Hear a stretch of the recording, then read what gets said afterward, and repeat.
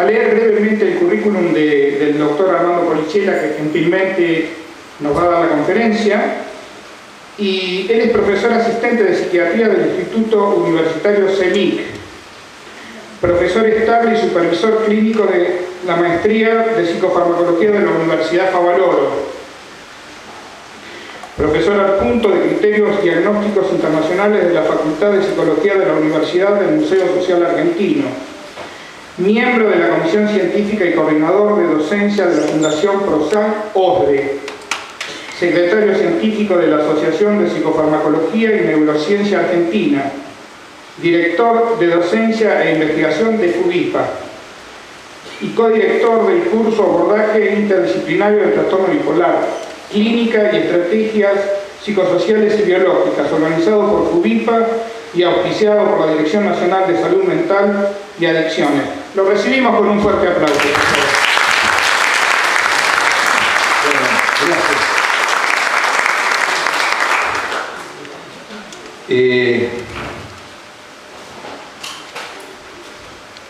Gracias, Vicente. Ustedes vieron que me tomé el atrevimiento de cambiar un poco el título, porque la palabra versus me parece que es un poco dura para poder plantear algo que es una relación que a veces es difícil de desenredar, ¿sí?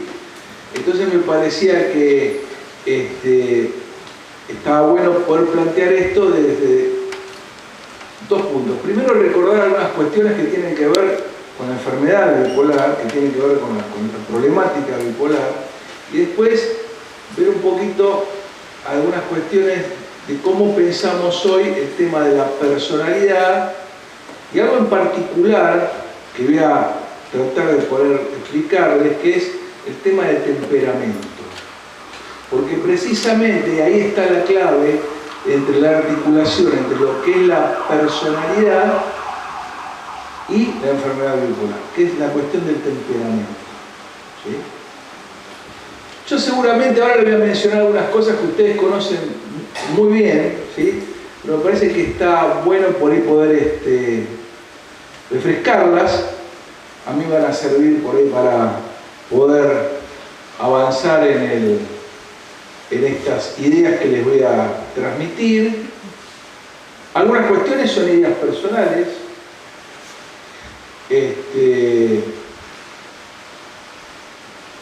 Y después, bueno, lo interesante me parece que va a ser después, que podamos charlar, que podamos intercambiar. ¿Qué tal? Que podamos intercambiar al respecto. Bueno, todos saben, seguramente escucharon alguna vez hablar de Akishkal. Akishkal es un profesor de psiquiatría que ahora vive en California, pero que es de origen libanés y que ha hecho mucho, que nos ha ayudado mucho a poder de alguna manera actualizar el concepto que tenemos sobre la problemática de la bipolaridad, y es el que ha de alguna manera también posibilitado que podamos empezar a diagnosticar de una manera más eficaz, y es el que ha planteado, ha refrescado de alguna manera en la década del 80 la importancia para la salud pública del trastorno bipolar y toda la problemática de la bipolaridad, ¿no? Y bueno, él, que es un gran maestro, ya ahora está viejito, ¿sí? Hace mucho por ahí no lo vemos en los congresos, pero ha sido realmente una figura inspiradora, lo que llamamos un maestro, ¿no? Una persona que nos ha transmitido su entusiasmo, su preocupación, ha sido un gran investigador en este tema y ha aportado muchas de las cuestiones que nos sirven ahora para poder ayudar a nuestros pacientes, ¿no es cierto? Bueno, el tema de que es una enfermedad cíclica, que es una enfermedad que una vez que se expresa, vamos a tener que, digamos, de alguna manera pensar tal vez en un tratamiento prolongado, que está vinculada, bueno, a cuestiones que no solo tienen que ver con la conducta y el afecto, sino que hay cuestiones biológicas, cerebrales, que con un buen tratamiento podemos también controlar. Que bueno, sabemos que en general, cuando los pacientes no están bien tratados, aparecen problemáticas conyugales, laborales, financieras. Y acá marco esto, que es la cuestión de la recurrencia. Sabemos la importancia de este término, ¿sí?, de la característica de lo recurrente. ¿Lo recurrente qué es? Aquello que aparece y desaparece, va y viene, ¿sí? Bueno, que nos complica la cuestión de, digamos, nos genera más problemas médicos, más problemas relacionados con ansiedad o consumo de sustancias, la problemática de las conductas suicidas, el tema de la adherencia, que seguramente trabaja mucho en los grupos, la cuestión de la adherencia es fundamental, la complejidad de los síntomas, y acá aparece el tema. Estos problemas no son fáciles de diagnosticar. Ustedes saben que en el mundo hay lo que se llama un delay de diagnóstico, hay un retraso en el diagnóstico. Tenemos pacientes que por ahí vemos que se diagnostican después de 10, 15 años, ¿sí?, y que han pasado por montones de tratamientos. En general han sido confundidos con o cuadros psicóticos o con depresiones monopolares, ¿sí? Bien. El otro tema, la cuestión de la importancia de la psicoeducación. Bueno, no les voy a hablar a ustedes de ese tema. Bien. Pero sí me parece importante que podamos entender que el trastorno bipolar y todas las enfermedades que tienen que ver con el espectro bipolar, como digamos, donde también podríamos incluir, si bien no necesariamente dentro del espectro, a la depresión, son enfermedades que hoy consideramos enfermedades sistémicas. ¿Qué significa? Que son enfermedades de todo el organismo, ¿sí? No solo enfermedades que comprometen el afecto, la conducta, el ánimo, los vínculos, sino que comprometen a todo el organismo. Entonces, cuando diagnosticamos un problema de bipolaridad, sabemos que también tenemos que cuidar mucho médicamente al paciente, porque son enfermedades que tienen que generan mayor vulnerabilidad a nivel del sistema cardiovascular. Muchos pacientes tienen alteraciones, por ejemplo, hipertensión, vasculopatías, problemas de arteriosclerosis, ¿sí?, arritmias, ¿sí?, problemas metabólicos como diabetes, obesidad, problemas inflamatorios como por ejemplo enfermedades autoinmunes, reumas, ¿sí? Y después, bueno, sabemos que tenemos que tratar adecuadamente y muchas veces vigorosamente cuando hay alteraciones cognitivas, porque la enfermedad tiene que ser tratada también en lo que se llama la neuroprogresión, ¿sí?, que es la parte, digamos, que no vemos así fácilmente. Por eso hay la importancia de lo que se llama, por ejemplo, la remediación cognitiva, el tratamiento neurocognitivo, ¿no? Bien. Entonces, esto me parece un concepto importante. Entonces, entender que son enfermedades sistémicas, ¿sí?, que no solo afectan al ánimo y a la conducta. ¿Se puede un poquito más de foco? ¿Puede ser ahí, Vicente? ¿Un poquito más de foco? ¿Puede ser? Me parece que es un problema de foco, ¿no? Ahí, sí, bueno, está bien, está bien. Y después, que sabemos que tienen un importante componente genético, ¿sí?, que son recurrentes y que, bueno, hay que cuidar entonces todos estos aspectos, no solo el aspecto psicológico. Por eso es importante la actividad física, ¿no es cierto? Por ejemplo, la dieta. Entonces, si les contaran ahora, por ejemplo, en los congresos que tenemos de la Asociación Internacional de Trastorno Bipolar, la ICBD, hay un track, ¿no? Un track es, vieron, por ejemplo, una mesa, hay un salón, ¿no?, que empieza a las 7 de la mañana, los tipos en general son muy madrugadores, empiezan a las 7 de la mañana, 7 de la mañana hasta las 9 de la noche. Entonces, todo un salón, por ejemplo, para una determinada problemática, todo otro salón para otra problemática, y hay un salón que estamos viendo que es casi todo el día o todo el día, últimamente, que es para la alimentación. Para la alimentación, fíjense. Y en las guías de tratamiento, por ejemplo, inglesas, dice abordaje farmacológico y dietario. Han incluido ese tema, entonces, para que lo tengamos en cuenta. La alimentación es muy importante. Ya los hindúes decían, de alguna manera somos lo que comemos, ¿no? La alimentación para estas cuestiones que tienen en parte procesos inflamatorios, muchas veces cuando el paciente está con depresión se siente como cuando está con gripe. ¿Escucharon eso alguna vez? Inclusive como casi afibrado, tiene esa sensación. Bueno, en ese momento hay una cuestión de inflamación, por ejemplo. Entonces sabemos que la alimentación tiene un gran efecto sobre la inflamación. ¿Por qué muchos pacientes, por ejemplo, se sienten mejor cuando toman aspirina? Y uno dice, no, es un placebo. No, pues es un antiinflamatorio. Muchas veces nos llegan pacientes, que yo tenía una paciente que tomaba 10 aspirinas 15 por día. Y había consultado porque obviamente tenía un agujero en su estómago, una úlcera, ¿no? Bueno, y la gente decía, ¿cómo puede ser que tome aspirina así? ¿No? El efecto antiinflamatorio puede aliviar momentáneamente los síntomas. Esto no quiere decir que hay que ir a salir a tomar aspirina, ¿no es cierto? Pero digo, bueno, que pensar que la dieta, por ejemplo, la dieta mediterránea tiene un efecto antiinflamatorio. Dieta mediterránea, que aparte es rica. Eso es muy importante. Ok, bueno, sabemos que digamos, el espectro bipolar está vinculado con años de vida sana perdidos. Fíjense, en adultos jóvenes, acá dice adultos jóvenes, fíjense, está en el 6º lugar. La depresión en el primer lugar. Pero si uno ve, fíjense lo que hay acá, por ejemplo, autolesiones, consumo de alcohol, accidente de tráfico, ¿no? Muy probablemente muchas de esas cosas estén vinculadas con la problemática bipolar. Bien. Seguramente que ustedes conocen esto, pero yo, para poder hablar un poquito de lo que tiene que ver la diferencia entre los síntomas y la personalidad, quiero recordarles una cuestión. Esto es lo que se llama el episodio depresivo mayor. Seguramente ustedes lo conocen de memoria ya, ¿no? Donde, fíjense, dice, presencia de 5 o más de los siguientes síntomas durante 2 semanas, pero fíjense este detalle que es fundamental.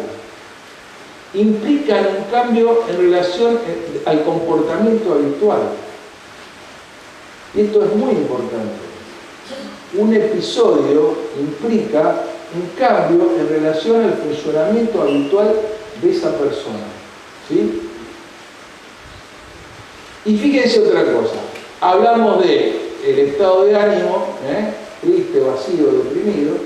También en la depresión puede no haber tristeza, llanto, sino que puede estar reemplazado eso por una pérdida acusada del interés o la dificultad para obtener placer en lo que antes nos hacía sentir bien.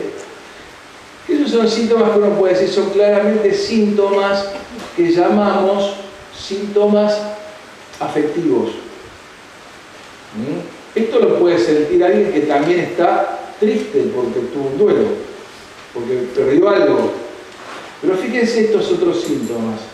Pérdida o aumento del apetito o del peso, sin hacer dieta. Es decir, ya estamos hablando de un síntoma que no tiene que ver con el afecto, que tiene que ver con el cuerpo. ¿Sí? Cuando hablamos de personalidad no estamos hablando del cuerpo, estamos hablando de la forma de ser, no del cuerpo. Entonces, si tenemos una alteración en el peso, sin hacer dieta, o aumento, muchas depresiones. En general, en la bipolaridad hay mucha depresión atípica, donde el paciente en vez de bajar de peso, ¿qué pasa? Sube de peso. ¿Sí? Inclusive sube de peso comiendo lo mismo.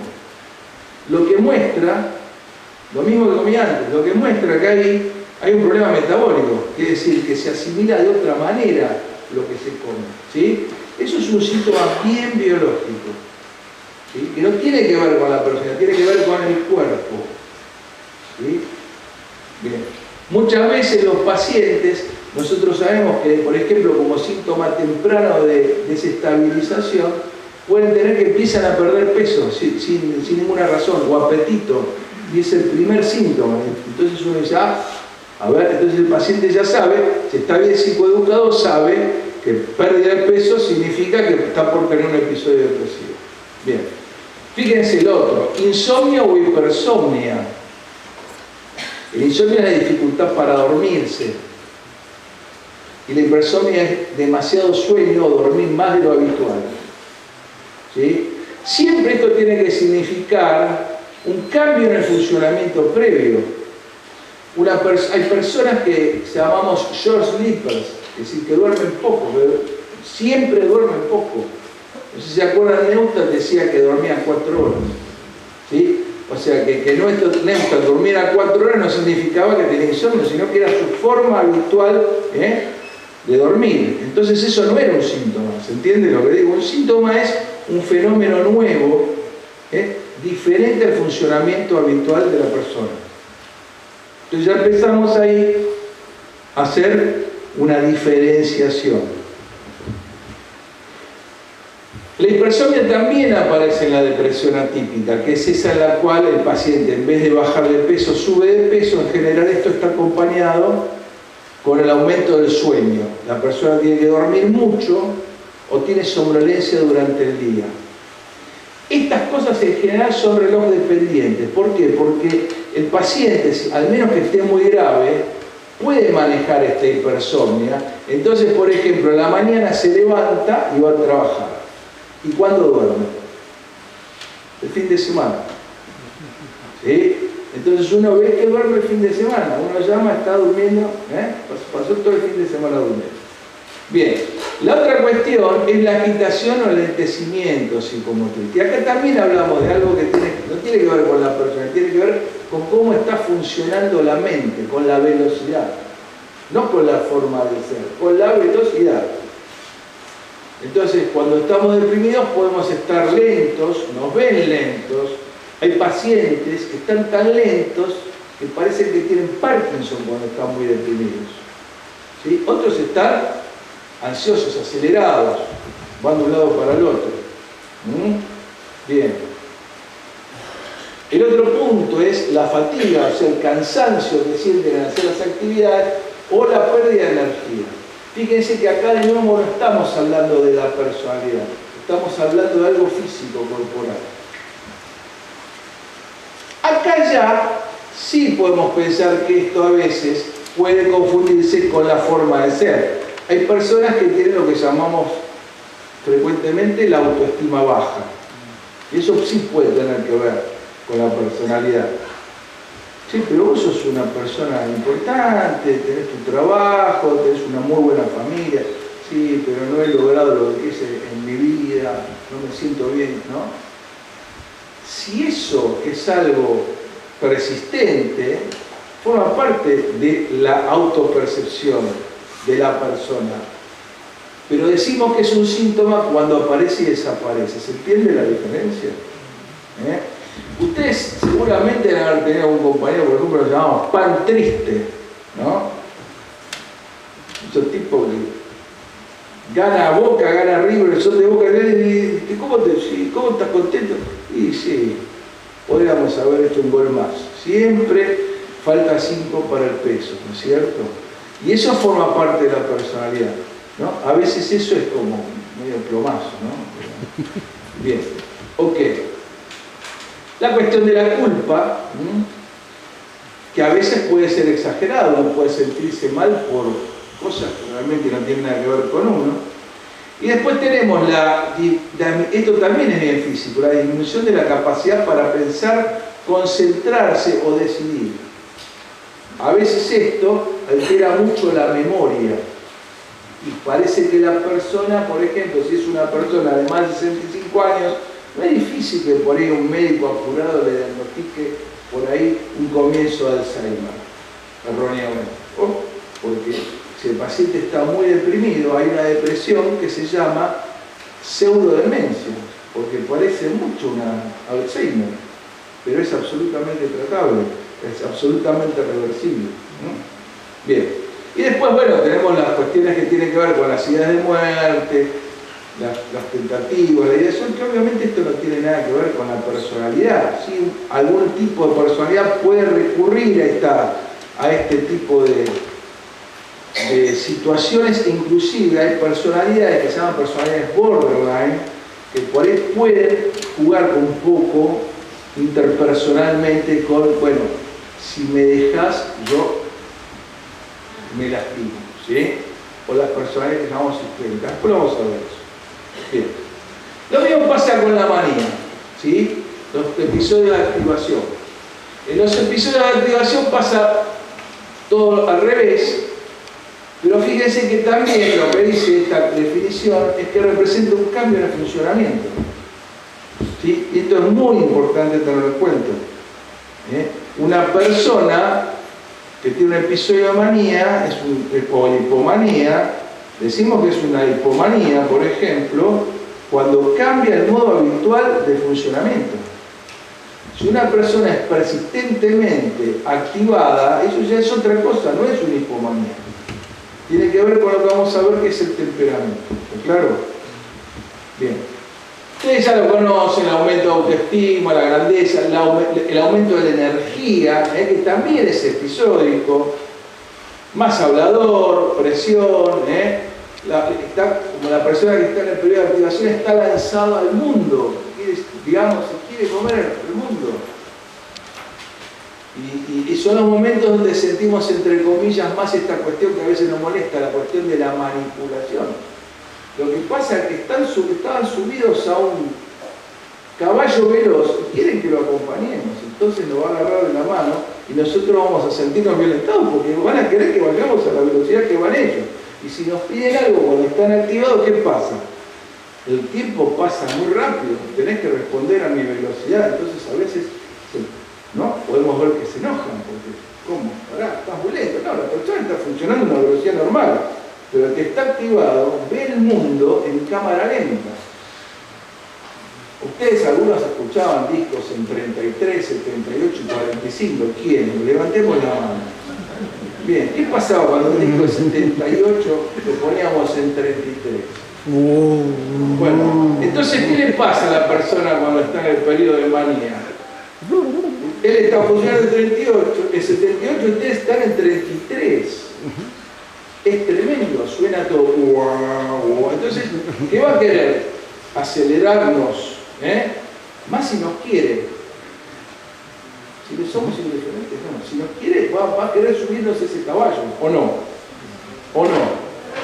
¿Por qué? Porque va a una velocidad que si no lo acompañamos, que se puede sentir solo. Entonces ustedes no harían eso, no tratarían como de subirlo. Y bueno, pero dale, es un poco, no, es un poco forzado. Pues yo estoy sintiendo, estoy diciendo a mi velocidad normal. Y el otro dice que yo estoy yendo al cuarto de velocidad. ¿Se entiende? Bien. Ok. Entonces hasta acá estamos de acuerdo. ¿Vamos bien? Ok. ¿Cómo? ¿Quieren que los revisemos, los síntomas de manía? ¿Hace falta? Los vemos. Bien. El aumento de la autoestima, la disminución de la necesidad de dormir. Ya acá se reemplaza el insomnio por yo no necesito dormir. A veces no duermo. Y eso es un muy mal indicador. La dificultad para dormir, o mejor dicho, la falta de necesidad de sueño es un síntoma de alerta temprano. Y ustedes vieron que en los live charts, en los mood charts, en los gráficos diarios, hay un puntito. ¿Quiénes de ustedes usan mood chart? Los gráficos. Bueno, ustedes vieron que ahí hay un registro de cuántas horas se está durmiendo. Y en general los pacientes, cuando están ya psicoeducados, saben, los usuarios, que las alteraciones de sueño pueden precipitar un episodio, van anotando y nos avisan. Y muchas veces las personas que están dentro del espectro bipolar son muy sensibles a la falta de sueño. Si no duermen bien, se desestabilizan. Es más, muchas veces se pueden desestabilizar porque cambiaron de uso horario. De una paciente bipolar que era azafata. Y el problema era que no podíamos usar medicación. Porque para colmo era azafata en una línea árabe, que les controlaban la sangre 3 veces por semana. ¿Sí? Fue un tema. Bueno, después, por suerte, dejó ese trabajo. ¿Sí? Que no le venía bien ni por los cambios de horario, ni tampoco le venía bien porque viajaba a África, por ejemplo, y se iba de safari un mes. Y desaparecía, la familia no sabía dónde estaba y estaba metida en medio de la tundra con una tribu de Masai, ¿no? Una chica que se arriesgaba bastante, ¿no? Ven acá, participación excesiva en actividades que tienen muchas posibilidades de consecuencias dolorosas, ¿no? Bien, más al habla orbital, fuga de ideas o experiencia subjetiva de que los pensamientos van a gran velocidad. Nosotros notamos que la persona, cuando entra en el episodio de María, está hablando más rápido y más fuerte. ¿Sí? Y a veces hasta le cambia la voz. ¿O no? Y a veces hasta le cambia la cara. ¿Sí? Bien. Yo tengo un paciente, Jorge, que cuando viene con los ojitos así medio chinitos, le digo, Jorgito, ¿qué está pasando? ¿Cuánto dormiste? Bien. Fuga de ideas, experiencias. Esto es tedioso porque la persona pierde el control de sus ideas cuando está muy activado. Al principio es bárbaro porque uno tiene unas ideas maravillosas y está súper creativo.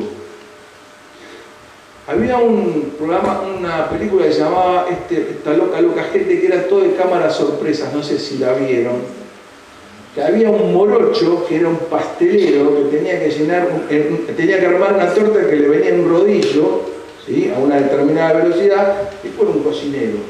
Tenía una cámara sorpresa, entonces él tenía que decorar la torta. Entonces mientras iba pasando, iba poniendo la cereza, la crema, entonces cada vez se empezaban a pasar más rápido, hasta que en un determinado momento ya se le caía todo. Es decir, al principio está bueno la activación, porque uno tiene más energía, piensa más, está como más vivo, ve mejor, percibe mejor. Al principio de la activación, si somos vendedores, somos buenísimos vendiendo, porque aparte aumentamos la empatía, tenemos unas ideas maravillosas, le pescamos cómo es el cliente y lo pescamos rapidísimo cuando estamos activados, ¿sí? Tenemos una lucidez impresionante, pero eso va aumentando, hasta que llega un momento en que ya no podemos controlarlo. Entonces se convierte en algo que, en vez de mejorar nuestra eficacia, la disminuye. Por eso es importante entender esto y hacerlo antes que se nos empiece a caer la cereza de la torta. Obviamente, cuando uno está activado y está eufórico, eso es un estado que se busca, pero lo importante es no solo ver el episodio, sino ver la película y lo que eso puede significar en lo que es la historia de la enfermedad. Y eso, bueno, con la psicoeducación lo vamos aprendiendo junto al paciente. Entonces, bueno, el tema es que en realidad yo creo que habría que cambiar el nombre al trastorno bipolar, no se tendría que llamar trastorno bipolar. ¿Por qué? Porque por ahí no es claramente la esencia o la naturaleza del problema ese. Porque, bueno, uno puede pensar, esto sería un cuadro típico de bipolaridad. Episodio de manía, episodio de depresión. Episodio de manía, episodio de depresión. Es lo que se llama una bipolaridad típica, que en general representa un porcentaje no muy alto. ¿Sí? Y fíjense, estos son episodios que suceden, por ahí tiene una manía y al año tiene, o a los 5 años tiene una depresión, o a los 6 o a los 7 años, es lo que se llama la bipolaridad típica. Pero lo que vemos es que cada vez los ciclos son más frecuentes. Entonces lo que vemos que en realidad no es tanto el cambio de polo, sino la dificultad recurrente para mantener la eutimia, para mantener la estabilidad. Ese es el problema de la bipolaridad.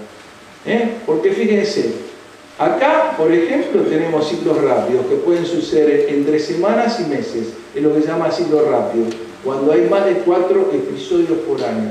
Pero también puede haber lo que se llama ultra rápido, que es más de 4 episodios por mes. Pero lo que es peor, hay pacientes que tienen ciclos ultradianos, varios ciclos durante el día. ¿Sí? Entonces, ¿cuál es el tema?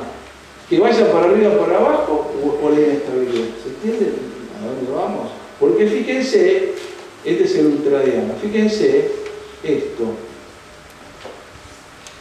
Bueno, me falta una lámina, pero si lo viéramos así, hay pacientes, olvídense de esta parte de arriba, olvídense de esta parte, miren acá abajo. Hay pacientes que, por ejemplo, tuvieron un solo episodito chiquito de hipomanía una vez y el problema que tienen son depresiones recurrentes. Eso es muy frecuente, muy. Entonces, ¿el problema cuál es? ¿La bipolaridad o la inestabilidad para no tener la depresión? ¿Se entiende lo que digo? Entonces, probablemente haya que cambiar el término en algún momento. ¿Se entiende? El problema no es, o sea, yo diría que una de las cuestiones de la naturaleza de la bipolaridad no es tanto el cambio de fase, sino la imposibilidad o la dificultad para mantener la eutimia, la estabilidad del niño. A veces nos vamos para arriba, a veces nos vamos para abajo. Más frecuentemente para abajo. ¿Sí? Y hay pacientes que están en este estado durante mucho tiempo. Ultradiano. A veces, cuando son confundidos con depresiones y se le da un antidepresivo en monoterapia, pasa esto. Entonces el paciente está hace 2 años switchando en depresión cada 10-15 minutos. ¿Se entiende? Entonces, ¿cuál es el problema? ¿Que va para arriba? No. El problema es que está así, la inestabilidad. Esa es una cuestión de manifestación de la inestabilidad. Y la otra manifestación de la inestabilidad es lo que llamamos los síntomas mixtos. ¿Saben lo que es esto? Normalmente nosotros